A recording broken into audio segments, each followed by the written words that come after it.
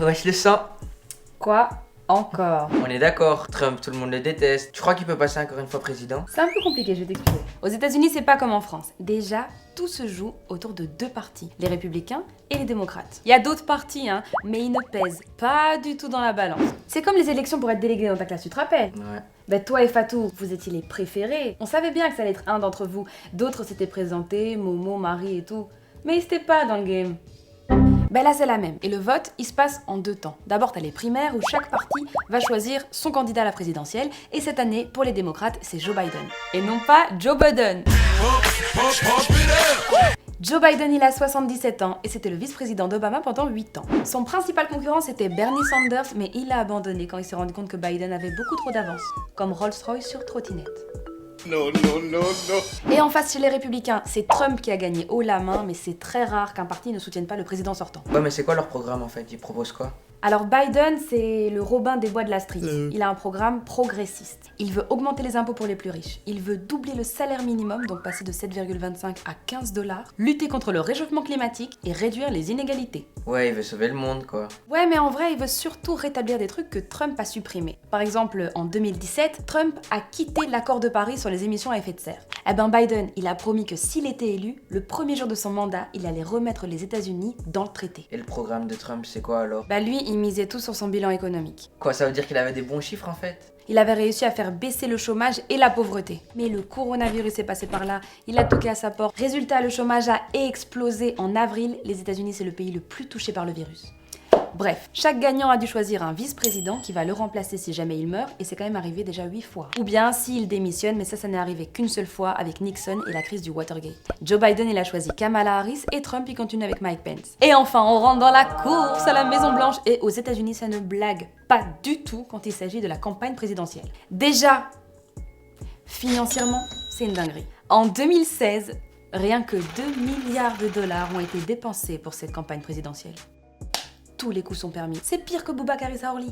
Ça matraque en spot publicitaire, meeting, dénigrement de l'adversaire, les insultes pendant les débats. He was only a good vice president because he understood how to kiss Barack Obama's ass. C'est comme toi quand t'as voulu être délégué de ta classe. Tout le bruit que t'as fait, incroyable. T'as placardé ta photo partout dans la classe. T'avais lancé le challenge TikTok. Noah, président, Noah, président. T'as même payé un grec à toute la classe, frère. C'est vrai. Et comment se passe l'élection? Bah déjà, petite info hyper importante à savoir, c'est qu'elle a toujours lieu le premier mardi qui suit le premier lundi du mois de novembre. C'est depuis une loi de 1845. À l'époque, ça pouvait pas être le dimanche. Le dimanche, c'est mort, c'est le jour de la messe. Et puis le lundi, si t'habitais loin, t'en avais pour une journée de marche. Donc pour pas rater la messe, tu pars le lundi et tu votes le mardi. Ah oui, et pour le vote, c'est compliqué. Accroche-toi bien. En gros, les gens votent pour faire gagner quelqu'un qui lui-même va voter pour ton candidat que t'as choisi. En fait, c'est comme s'il y avait 5 personnes dans la classe qui représentent toute la classe pour voter entre Fatou et moi.